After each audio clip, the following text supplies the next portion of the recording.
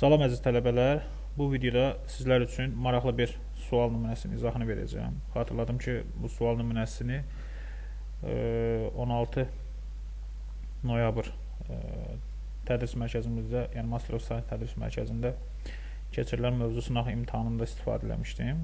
Qeyd edim ki, bu sual Dövlət İmtahan Mərkəzi tərəfindən tərtib olunmuş sahə perimetr mövzusuna aid yeni fərqli bir sual tipidir və əvvəllər bir neçə dəfə qəbul imtahanlarında istifadə olunub və əsasən dövlət qulluğu vergi orqanlarına hazırlaşan tələbələr, yəni imtahanda iştirak edəcək tələbələr daha diqqətlə qulaq assınlar. Eyni zamanda magistratura imtahanında da istifadə oluna bilər və kifayət qədər imtahanda iştirak edən tələbələrin çətinlik çəkdiyi sual nümunəsidir. Və qeyd edim ki, bu sual son olaraq noyabr ayının 6-sı səhv etmirəmsə keçirilən dövlət qulluğu imtahanında da elə bu sual olduğu kimi, yəni istifadə olunub və imtahanda iştirak edən əksər tələbələr, hətta deyərdim ki, demək olar bu sualı cavablayan tək-tük tələbə var ki, bu sualı düz cavablayıb bilərəkdən yazanlar ola bilər, arasında çox az bir saydadır. Bəzi hissəsi düz yazanlar isə variantı sadəcə atıb, yəni təsadüfən doğru variantı işarələdiklərindən cavab doğru gəlib, amma əksər tələbələr qeyd etdiyim kimi bu sual yazmaqda çətinlik çəkib. Ümumiyyətlə, bu videoda bu sualın ayrıca, yəni sınağın izahından ayrıca yerləşdirməyin məqsədi odur ki, fərqli sual tipidir, eyni zamanda maraqlıdır və kifayət qədər də ətraflı izahını verəcəm. Yəni, bu tipdə sual sizin qarşınıza çıxsa, sırf bu sualın özü yox, məsələn, burada düzbucaqlını 4 bərabər hissəyə bölünmə, başqa formatlarda da verə bilər və belə qarşılaşdıqda biz bu sualı necə həll edə bilərik? Bunun üçün bir qısa yol varmı? Əlbəttə ki, var. Həmin o qısa yolu və o qısa yolun hardan gəldiyini sizlər üçün izah edəcəm. Gəlin ilkin öncə məsələdə verilənləri oxuyaq. Deməli, deyir ki, eyni ölçüdə olan 3 düzbucaqlının hər birini 4 bərabər hissəyə böldülər. Yəni, 4 bərabər hissə deyirsə, deməli, nə ola bilər burada? Burada ya perimetrləri bərabər olma formatda ola bilər və yaxud da ki, sahələri bərabər ola bilər. İndi, alınan kiçik düzbucaqlıların perimetrlərinin cəmi birincidə 96, ikincidə 72, üçüncüdə isə 168 cm olarsa, böyük düzbucaqlının birinin sahəsi nə qədərdir deyə soruşur. İndi yoldaşlar, burada 3 dənə düzbucaqlıdır, yəni eyni ölçüdədirsə, deməli birinin müxtəlif fərqli bölmələrdə belə deyək ki, aparılır. Və 4 bərabər hissə deyəndə burada nədir? Sahə baxımından, yəni sahələri bərabər olan 4 dənə hissəyə böldülər. Və alınan hissələr də aşağıdan görürsünüz ki, nədir? Hər biri düzbucaqlılara alınır. Yəni, biz aşağıdakı, lap belə o hissə olaraq biz orada sahə götürməsəydik belə, perimetr nəzərə alınsa, düzbucaqlı olaraq perimetrləri 4-də bərabər olacaqsa, mütləq şəkildə onların sahələri də bir-birinə bərabər olacaq deməkdir. Yəni, bu mütləq şəkildə belə olacaq. Yəni, siz hər hansısa bir düzbucaqlı götürsək, məsələn, sıradan bir düzbucaqlı çəkirəm və həmin bu düzbucaqlını perimetrləri bərabər olan 4 dənə biz hissəyə bölürüksə, məsələn, tutalım ki, belə bölsəm, birini buradan bölürəm, ikisini 3, 4. Təxmin olaraq qəbul etsək ki, bu yuxarı tərəflərin ölçüləri bir-birinə bərabərdir. Hamısı tutalım ki, A-dır. Zaten en tərəflərdə bu böyük düzbucaqların eninə bərabər olduğuna görə bunların hər biri A olarsa və perimetrləri, kiçik düzbucaqların perimetrləri bərabərdir. Və burada alınan bunların hamısı düzbucaqlı olduğuna görə zaten perimetrləri bərabərdirsə, nədir? Onların sahələri də bir-birinə bərabər olmalıdır. Yəni, bu açıq buradan görə bilirsiniz bunu. Və yaxud da bunu üfüqü də bölə bilərdik və s. İndi, yəni, burada bəzən tələbələr deyirlər ki, mən 4 bərabər hissəyə deyəndə orada sahə nəzərdə tuturmu, yoxsa perimetr nəzərdə tuturmu? Yəni, zaten aşağıda alınan, yəni böyük düzbucaqlımız kiçik düzbucaqlılara bölündüyü üçün artıq orada perimetrləri bərabərsə sahələri bərabər olacaq, sahələri bərabərsə perimetrlər də bərabər olmalıdır deyə. Çünki 4-də onların nə deyirik? Şeyləri bərabər olmalıdır.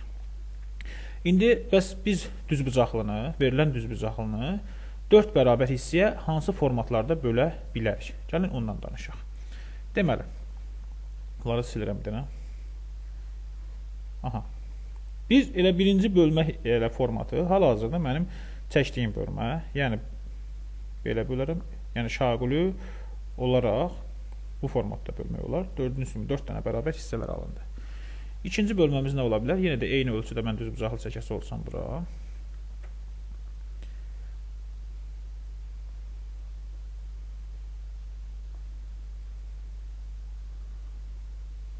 Biz artıq bunu bayaqçıları deməli şaquli bölmüşdümsə, indi bunları nə edə bilərəm? Üfüqi olaraq 4 dənə bərabər hissəyə bölə bilərəm. Deməli, təxminən biri buradan olursa, bu ikincisi və 3, 4.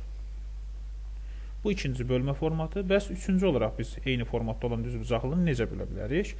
Üçüncü bölməmiz isə bu formatda ola bilər. Yəni, biz həmin düzbucaqlını plus şəkilli böləcəm.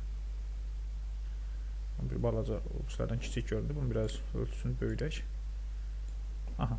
Təxmini olaraq bunu da belə tən ortadan plus şəkildə belə bölsəm, belə və belə və burada mən biraz ola bilər nisbətlər, xətlərə əyri çəkirəm. Burada qəbul gördüyünüz kimi bütün hallarda alınan hissələr, məsələn bu birinci bölmə hissəsində, birincidə bu hissələrin hər biri bir-birlərinə bərabərdir. İkinci bölmədə də həmçinin bu hissələr bir-birinə bərabərdir və üçüncü bölmədə də bu hissələrin hər biri nədir? Bir-birlərinə bərabərdir. İstər sahə cəhətdən, istərsə də perimetr cəhətdən bir-birlərinə bərabərdir. Niyə sahəsi perimetrinə, perimetr sahəsi bərabər, yəni onlar olduğunda əvvəldə vurğuladım. İndi gəlin sualımızı həll edək. Əgər bizim böyük düzbucaqlımızın tərəfi, yəni böyük çəkdiyim tərəfi, məsələn, bunun burası A olarsa, yəni N tərəfi A olarsa, uzunluğunu bir B ümumi olaraq B olaraq işarələyə bilərəm. Zaten hamısında da eyni vəziyyətdədir. İndi birinci halda daxildə yaranan kiçik düzbucaqlının birinin perimetri tapmaq üçün nə etmək lazımdır? Yəni, bu biraz kiçildirəm ki, fərqlənsin deyə. Bu kiçik düzbucaqlının perimetrini tapmaq üçün nə etmək lazımdır? Əlbəttə ki, zaten bunun burası A-ya bərabərdir. Burası isə nəyə bərabər olacaq? Burası isə böyük düzbucaqlının 4də 1 olduğuna görə B bölünsün 4 olacaq. Və burada zaten bunun 4 dənə olduğuna görə, deməli mən birinin perimetrini tapıb 4-ə vursam, bu formatda bölünmədən əmələ gələn kiçik düzbucaqların, yəni 4 dənə düzbucaqlının perimetrləri cəminə bərabər eləyə bilərəm. Eyni analoji qayda ilə biz indi bunu hesablasaq, deməli, nə olacaq onda? Biz də bilirik ki, düzbucaqlının perimetri necə hesablanılır? Perimetr P hərfi ilə işarələsək, P bərabərdir düzbucaqlıda 2 vurulsun, tərəfin, yəni uzunluqları cəmi, yəni tutalım A üstə gəlinsin, B-ni toplayırıq, vururuq 2-yə. İndi burada A, B yazdım, fərqli olsun deyənə tutalım ki, N-lə M yazaq, yəni N və uzunluğu. Daha məntiqli olsun deyənə birinə E hərfi yazıram, üstə gəlinsin, uzunluq vurulsun 2. İndi burada alınan birinci bölmədə kiçik düzbucaqlının uzunluğu A-dır, N-in də nə qədərdir? B bölünsün 4-dür. Nə etmək lazımdır? Bunda perimetrimizi bir hesablayası olsaq, olacaq A üstə gəlinsin, B bölünsün 4. Vurmalıyıq nəyə? 2-yə. Nəticə olaraq bu neçə eləyir? Olur ki, 2A üstə gəlinsin, B bölünsün 2. Deməli, bax, burada yaranan bir kiçik düzbucaqlının perimetri bax, buna bərabər oldu. Yəni, 2A üstə gələk, B bölünsün 2-yə bərabər oldu. Bu A, B hardan gəldi? Əlbəttə ki, böyük düzbucaqlının gördüyünüz kimi enini A ilə, uzunluğunda B ilə işarələmişdim. İndi əvvəldə də qeydlədim. Buradan burada bu düzbucaqlıdan 4 dənə olduğuna görə, deməli mən bu aldığım nəticəni 4-ə vurmalıyam. Yəni, olacaq o zaman 2A üstə gəl B bölünsün 2-ni, vururuq nəyə yoldaşlar? 4-ə vururuq. Vurulsun 4. Nəticə neçə olur? Olur 8A üstə gəlinsin, 4 ilə də 2 ixtisar gedir 2B-yə. Deməli, birinci bölmədə 4 dənə düzbucaqlıların perimetrləri cəmi 8A üstə gələ 2B olacaq. İndi keçirik ikinciyə baxmağa. İkinci düzbucaqlı. Yenə də eyni ölçüdə olduğuna görə bura yenə düzbucaqlının bu hissəsi nəyə bərabərdir? B-yə bərabərdir. Burası isə nəyə bərabərdir? Əlbəttə ki, A-ya bərabərdir. İndi uzunluq istiqamətdə böldüyümə görə daxildə yaranan bu düzbucaqlının birinin perimetrini tapmaq üçün nə etmək lazımdır? Deməli, uzunluğu zaten B-dir. Deməli, burasını yazmaq olar B. Bəs burası nəyə bərabərdir? Burası bərabərdir. Gördüyünüz kimi, bunun N-nin A-nın 4də 1 hissəsi, yəni A bölünsün 4. O zaman yenə perimetrin tapma düsturunu tətbiq eləsək, nə olacaq? Kiçik düzbucaqlının perimetri B ilə A bölünsün 4-ü toplayıb 2-yə vurmalıyam. Yəni, B üstə gəlinsin A böl 4, vururam 2-yə. Nəticə olur 2B üstə gəlinsin A bölünsün 2. Aldıq bu. Və bu düzbucaqlıdan da burada 1, 2, 3, 4 dənə olduğuna görə deməli, alınan kiçik düzbucaqlıların perimetrləri cəmi tapmaq üçün aldığım cavabı, yəni 2B üstə gəl A böl 2-ni vurmalıyam 4-ə. Nəticə olacaq 8B üstə gəlinsin 2A. Bu ikinci bölmədən alınan 4 dənə düzbucaqların perimetrləri cəmi bu oldu. Və keçirəm yoldaşlar 3-cü bölmə hissəsinə baxırıq. Yenə də eyni düzbucaqlı olduğuna görə burası olsun B. Burası da nə olacaq? Burası da olacaq A. İndi burada yaranan, ortada yaranan kiçik düzbucaqlının birinin perimetrini tapmaq üçün nə etmək lazımdır? Yenə əvvəlki sualda qayda olduğu kimi bölürəm 4 bərabər hissəyə. Yəni bölünüb. Zaten birinin deməli onda perimetri nəyə bərabər olacaq? Bu yuxarı hissə bunun yarısı olduğuna görə deməli bunun bu uzunluğu B bölünsün 2 olacaq. Burası da A-nın yarısı olduğuna görə A bölünsün 2 olacaq. Və bu kiçik düzbucaqlının perimetrini tapmaq üçün nə etmək lazımdır? A bölünsün 2 ilə B bölünsün 2 ilə toplayıb 2-yə vurmalıyıq. Yəni olacaq A böl 2 üstə gəl B bölünsün 2 vururuq nəyə? 2-yə. Nəticə olaraq nə deyir? Olacaq bizdə? Olacaq A üstə gəlinsin B olacaq. Həssa. İndi və bu düzbucaqlıdan da burada 1, 2, 3, 4 dənə olduğuna görə deməli biz A üstə gələk B-ni, A üstə gəl B-ni vurmalıyıq nəyə? 4-ə. Bu da bərabər olacaq 4A üstə gəlinsin 4B. Bu da 3-cü bölmədən alınan 4 dənə kiçik düzbucaqlıların perimetrləri cəmi 4A üstə gələk 4B-yə bərabər olacaq. İndi hər 3 bölünmə formasına görə alınan kiçik düzbucaqlıların tapılmasını, düsturların hamısını tapmışıq ki, birincidə 8A üstə gələ 2B oldu, ikincidə 8B üstə gələ 2A və üçüncüdə isə 4A üstə gələ 4B oldu. Bəs sual oluna bilər ki, bəs bunun davamı necə olacaq? Və bizə artıq burada məsələnin şərtində qeyd olunub ki, alınan kiçik düzbucaqların perimetrləri cəmi birində deməli 96, digərində 72, digərində isə 168-dir. Bəs sual ola bilər ki, müəllim, bunların hansını bərabər eləməliyik, yəni hansını? Bunu tapmaq üçün nə edə bilərik? Əlbəttə ki, mən dəqiq bilmirəm hansıdır. O yüzdən davam olaraq belə yaza bilərəm. Yuxarıdan yazacağım bir yerdən. Deməli, birincidə 8A üstə gələk 2B, bu birincidir. Bilmirəm hansıdır. O perimetrlərin birini mən işarələyirəm P1 ilə. Digəri 8B üstə gəlinsin 2A-nı. Bunu perimetr olsun P2 və 4A üstə gəlinsin 4B-də. Bu da olsun perimetr P3. Hansı olduğunu bilmirəm. İndi onu necə tapıraq? Mən bu 3 perimetrin üçünü də toplasam, tərəf-tərəfə toplasam, bu P1, P2, P3-ün qiyməti hansı olursa olsun, deməli bu 96, 72 və 168-in cəmi olacaq. O yüzden mən bunları hamısını toplasam, neçə eləyir? Deməli, A-ları toplasaq 8A, 2A və 4A. Olur 14A. Üstə gəlinsin 8, 2 və 4. 14B. Bərabərdir P1, P2, P3. Yəni bu 3 dənənin cəmi 96, 72 və 168. Bunların cəmləmək lazımdır. Görə onları cəmləyə neçə eləyir? Deməli 96 sürüşdü burada bir dəqiqə.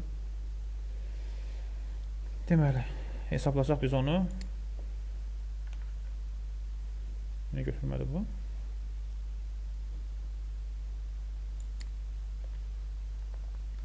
%96 üstə gəlinsin 72, üzərinə gəlirik 168. 168. Bizə bərabər nəticəni verir 336.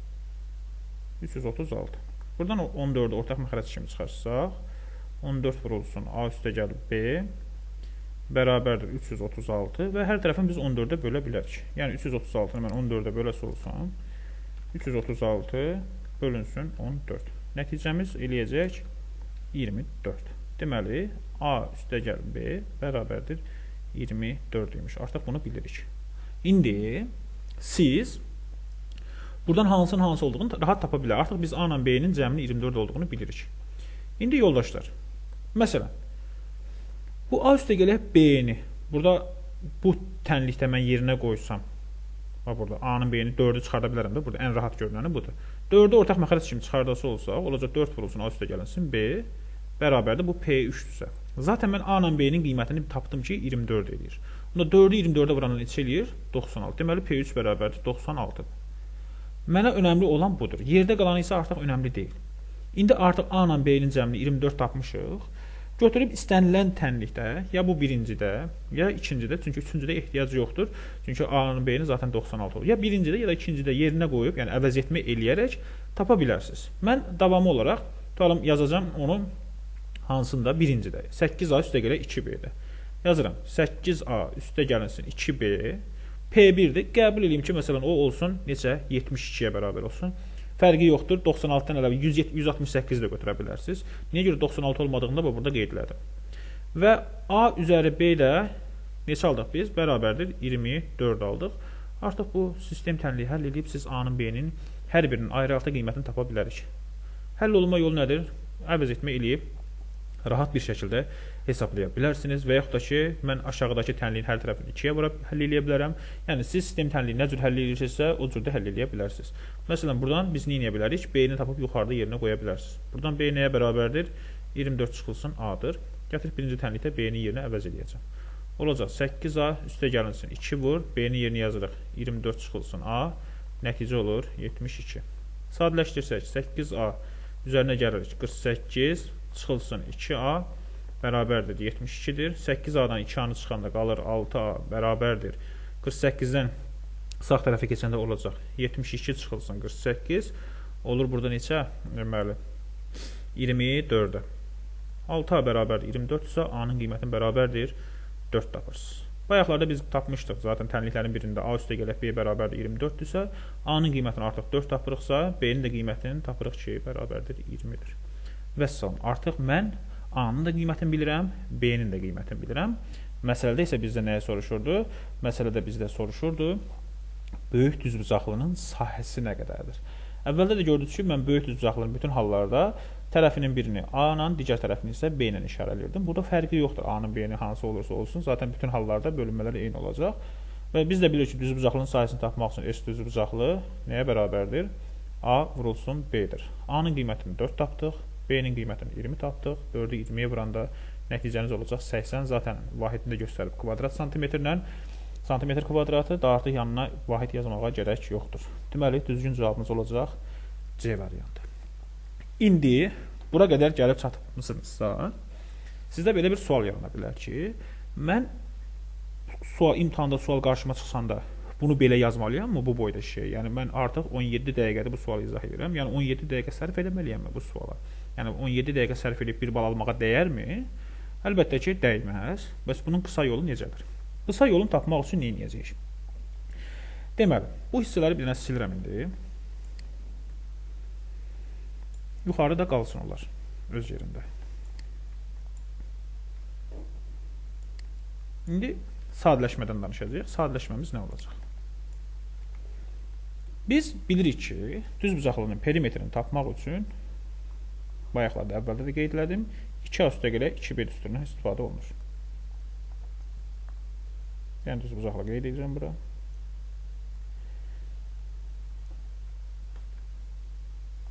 Və bu düzbucaqlının perimetrini tapmaq üçün bura bir A qeyd eləsəm, bura bir B qeyd eləsəm, deməli düzbucaqlının perimetri, böyük düzbucaqlının perimetri P bərabərdir 2 vurulsun A üstə gəlinsin B. Yəni sadələşdirsək 2A üstə gəlinsin 2B şəklində yaza bilərik. İndi fikir verin buradan necə alacağıq? Bizə nə deyir? Baxın, biz bu düzbucaqlını 4 bərabər hissəyə bölmək üçün bayaqları göstərdim. Ya üfüqi oxlarla bunu belə bölə bilərdiniz 4 bərabər hissəyə. Ya şaquli ola bilərdi, bölə bilərdiniz 4 bərabər hissəyə və yaxud da ki, plus şəkilli bölməni 4 bərabər hissəyə bölə bilərdik. Yəni, fikir verdinizsə, mən burada bölgülərin sayı ya üfüqi, ya şaquli olaraq dəyişdi, bir də üfüqi şaquli. İndi biz, yəni bunu mən üfüqi məsələn 4 hissəyə bölmə hissəsini ya A-ya görə dəyişdirdim. Yəni A-nın tərəfini 4 dənə hissəyə ayırdım. Görürsünüz, belə. Və yaxud da ki, B-nin tərəfini 4 dənə hissəyə ayırdım. Bir də nə ayırdım? A-nın B-nin hər tərəfini 2-yə ayırdım. Yəni, plus şəkilli bölmədə isə 2-yə ayırdım. Bunu necə yazacaq? İndi sadələşmiş versiyası necə olur? Deməli, 4 bərabər hissəyə deyir. İndi bu, məsələn, 4 bərabər deməz, 3 bərabər deyər. 2 bərabər deyər, 6 bərabər hissəyə, 7 bərabər hissəyə, 10 dənə bərabər hissəyə deyə bilər. Bəs bunu belə olanda necə yazırıq? Deməli, yoldaşlar, tutalım, burada 4 bərabər hissəyə deyilir. Biz 4-ü almaq üçün nədən istifadə edə bilərik? Baxın, gördünüz burada eninə istiqamətdə böldüm, uzunluğuna bölmədim. Deməli, uzunluğunda bir vahid var, enində isə 4 dənə var. Yəni, 4-ün 1-ə hasilindən almaq olar. Və yaxud da ki, tərsinə şaquli istiqamətdə böldüm. Gördüyünüz üçün burada B-ni 4 dənə hissəyə böldüm, amma A-nı bölmədim. A-nı 1 götürdüm. Burada da 4-ün 1 var. Bir də nə cür böldüm? Tərsinə böldüm. Bu cür. A-nı da 2-yə böldüm, B-ni də 2-yə böldüm ki, 4 dənə çıxsın. Deməli, yoldaşlarım, 4-ün nəyini yazmaq lazımdır burada? Vuruqlarını yazmaq lazımdır. Bəs 4-ün vuruqları hansılardır? 4-ün vuruqları, deməli, 4 4-ə bölünür, 2-yə bölünür, bir də 1-ə bölünür. İndi bunun sadələşməsi nədir? Sadələşməsi odur ki, mən bu bölgünü fikir verdinizsə əvvəldən yazanda həm A tərəfinə görə 4 bölmələr apardım, həm də B tərəfinə. Ona görə də mən bu ədədlərin tərsinə düzülüşünü bir də yazıram. Bura yazıram 1, bura yazıram 2, burada yazıram 4. İndi bunlara A-nın bölgüləri kimi baxıram. Buna da B-nin bölgüləri kimi baxıram. Və s. İndi bunların hər birini bayaqları əvvəldə qeyd edirəm, yəni burada qeyd edirəm, perimetr düsturunda yerinə qoyacağam. Bu qiymətlərin hər birini. Şaquli istiqamətdə, bax bu AB bir haldır. Bu ikinci haldır. Bu da üçüncü haldır. Bunların hər birini bu düsturda yerinə qoyacağam. Onda birinci düsturda yerinə qoysaq, olacaq. A-nı vurma, deməli A-da burada 4-dür. Burada da düsturumuzda 2A-dır. 2A-nı 4-ə vuranda olacaq 8A. Üstə gəlinsin, B-nin qiyməti 1-dir. Burada da 2B-dir. 2B-ni 1-ə vuranda nə olacaq? Elə olacaq 2B. Keçirəm o birisi haldan qoyuram yerinə, bu halda qoyuram yerinə. Baxın, 2A-dır. 2A-nın 2 qiymətinə vuranda olacaq 4A. Üstə gəlinsin, 2B-dir. B-nin 2 qiymətinə vuranda olacaq neçə? 4B. Bu bir haldır. Bu ikinci hal. Və üçüncü halda burada yenə yerinə qoyuram. A-nın qiyməti 1-dir. Buradakı düsturdakı 2A-ya vuranda olacaq 2A. Üstə gəlinsin, B-nin qiyməti 4-dür. Buradakı 2B-yə vuranda olacaq 8B. Bu da haldır. Baxın, diqqətlə fikir versəz, bax, mən burada aldığım bu sadələşmə, bayaqları ən sonda aldığım bu tənliklər sisteminin qiymətləri ilə eynilik təşkil edir. Artıq buradan beləsi də nədir? Bayaqki yazdığım kimi davam elətdirə bilərsiniz. İndi artıq bu tənlikləri zaten yazdıq. Yazandan sonra daha bir sadələşmə nədir? Daha bir sadələşmə, gördünüz ki, bax burada 4, 2, 1 vuruqları yazdıq, bir də bunun tərsinəsini yazıram. Əmsallar cəmi nəyə bərabər olur? Gördüyünüz kimi 4, 8, 4, 2. Nəyə bərabər oldu? 14-ə bölür. Çünki 2-yə vururam. Deməli, onda belə çıxır ki, mən 4 hissəyə bölünürsə, onun vuruqlarını, yəni 4, 2, 1-in cəmi neçə elədir? 7. Aşağıda neçə edir? 7. 7 ilə 7-nin cəmi neçə olacaq?